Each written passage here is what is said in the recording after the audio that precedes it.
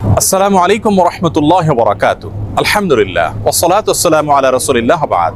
সুপ্রিয় দর্শক, এই পৃথিবীতে আমাদের প্রতি আল্লাহ তাআলার যত নেয়ামত আছে তার মধ্যে অন্যতম শ্রেষ্ঠ একটি নেয়ামত হলো নেক সন্তানের নেয়ামত।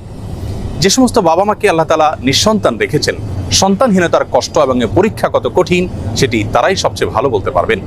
আজ আমরা কোরআন এবং হাদিস থেকে এমন 5টি আমলের কথা শেয়ার করতে চাই যে আমলগুলোর মাধ্যমে আমরা শুধুমাত্র সন্তানই নয় বরং নেক সন্তান লাভ করব ইনশাআল্লাহু বিইذনিল্লাহ।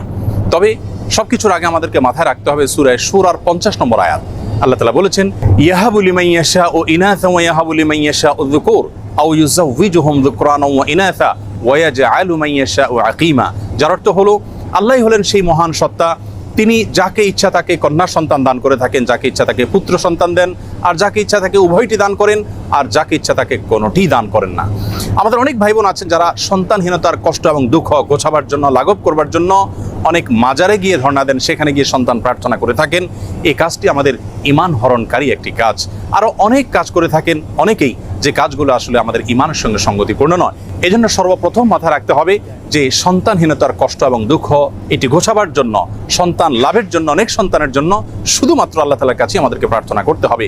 আল্লাহ তাআলার দুজন নবী জাকারিয়া এবং ইব্রাহিম আলাইহিসসালাম তারা উভয় আল্লাহ রাব্বুল আলামিনের কাছে এমন একটা বয়সে এসে সন্তান এর প্রার্থনা করেছেন যখন সন্তান হওয়ার কথা নয়। আল্লাহ তাআলা তাদেরকে সেই সময়ে সন্তান দিয়েছিলেন এবং কোরআনে কারীমে তাদের সেই দোয়ার ফরম্যাট উল্লেখ করে দিয়েছেন। আমরা যদি সেই ফরম্যাটের দোয়া আল্লাহ তাআলার কাছে অনবরত পেশ করতে থাকি, নিবেদন করতে থাকি, ইনশাআল্লাহ সন্তানহীনতার কষ্ট এবং দুঃখ আমাদেরও দূর হবে এবং নেক সন্তান আমরা লাভ করতে পারবো ইনশাআল্লাহ বিইذনিল্লাহ। সন্তান লাভের জন্য জাকারিয়া আলাইহিস সালামের দুটি দোয়া কোরআনে কারীমে উল্লেখ হয়েছে। তার একটি বর্ণিত হয়েছে সূরা আলে ইমরানের 38 নম্বর আয়াতে, আর অপরটি বর্ণিত হয়েছে সূরা আম্বিয়ার 89 নম্বর আয়াতে। আলে ইমরানের আয়াতে আল্লাহ নবী জাকারিয়া আলাইহিস সালামের যে দোয়া আল্লাহ তাআলা উল্লেখ করেছেন সেটি ছিল এই, রব্বি হাবলি মিন লাদুনকা যুররিয়াতান তাইয়্যিবা ইন্নাকা সামিউদ দুআ। যার অর্থ হলো, হে আমার রব, হে আমার প্রতিপালক, আপনি আপনার তরফ থেকে আমাকে নেক এবং সুসন্তান দান করুন, আপনি দোয়া শ্রবণকারী।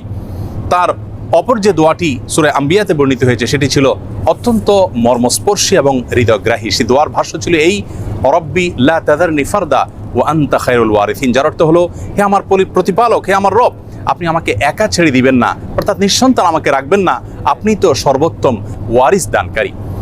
আল্লাহ নবী ইব্রাহিম আলাইহিস সালাম আল্লাহর কাছে সন্তান চেয়ে যে দোয়া করেছেন কোরআনে কারীমে সেটি আল্লাহ তাআলা উল্লেখ করেছেন। ছোট্ট একটি দোয়া সূরা সাফাতের 100 নম্বর আয়াতে দোয়াটি বর্ণিত হয়েছে। সে দোয়ার ভাষ্য ছিল এই, রব্বি হাবলি মিনাস সালিহিন। যার অর্থ হলো, হে আল্লাহ, আপনি আমাকে নেক সন্তান দান করুন। এর মাধ্যমে তিনি আল্লাহ তাআলার তরফ থেকে ইসমাঈল আলাইহিস সালামের মতো নেক সন্তান লাভ করেছিলেন। জাকারিয়া আলাইহিস সালামের যে দুটি দোয়া আমরা উল্লেখ করেছি তার মাধ্যমে তিনি আল্লাহ তাআলার কাছ থেকে ইয়াহইয়া আলাইহিস সালামের মতো নেক সন্তান লাভ করেছিলেন।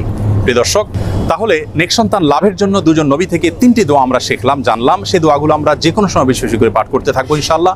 সেই সাথে চতুর্থ যে দোয়ার কথা বলবো সেটি বর্ণিত হয়েছে সূরা ফুরকানের 74 নম্বর আয়াতে।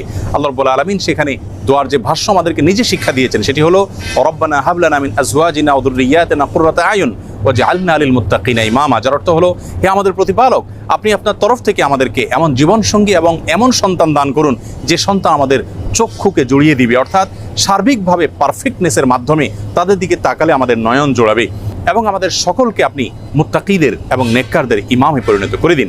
সেই সাথে সহবাসের সময় নবী আলাইহিস সালাম যে দোয়া শিক্ষা দিয়েছেন সেই দোয়া পাঠ করার মাধ্যমেও আল্লাহ তাআলার কাছে নেক সন্তান আশা করবেন এবং প্রার্থনা করবেন। 5 নম্বর এবং সর্বশেষ যে আমলটি কথা বলতে চাই সেটি হলো ইস্তেগফার। ইস্তেগফারের মাধ্যমে আল্লাহ রাব্বুল আলামিন তার বান্দাদেরকে সন্তান দেওয়ার মাধ্যমে সমৃদ্ধ করে থাকেন, নেক সন্তান দান করে থাকেন। এবং এ বিষয়ে সূরা নূহের 10 থেকে 12 নম্বর আয়াতে আল্লাহ রাব্বুল আলামিন বিস্তারিতভাবে আলোকপাত করেছেন। প্রিয় দর্শক, অতএব আসুন আমরা আল্লাহ তাআলার কাছে নেক সন্তান লাভের জন্য আম্বিয়া আলাইহিস সালামের শেখানো দোয়া এবং সাধারণ যে দোয়া সূরা ফুরকানে বর্ণিত সে দোয়া বেশি বেশি করে পাঠ করি, এবং সহবাসের সময় মা বাবা অবশ্যই আল্লাহ তাআলার কাছে উভয়ে দোয়া করবেন, নবী আলাইহিস সালামের সেই শেখানো দোয়া। সেই সাথে বেশি থেকে বেশি আমরা ইস্তেগফার করব। এর পাশাপাশি সন্তান না হওয়ার পেছনে বৈজ্ঞানিক যে সমস্ত কারণ আছে সে সমস্ত কারণগুলো আমরা উদ্ঘাটন করে সেগুলো থেকে যথাসম্ভব বেঁচে থাকার চেষ্টা করব এবং সুন্নাহ সম্মত লাইফস্টাইলকে আমরা অনুসরণ করব। আল্লাহ তাআলা আমাদের সকলকে নেক সন্তানের এই মস্তবায়নে আমত লাভ করে ধন্য হওয়ার তৌফিক নসিব করুন। আসসালামু আলাইকুম ওয়া রাহমাতুল্লাহি ওয়া বারাকাতুহু।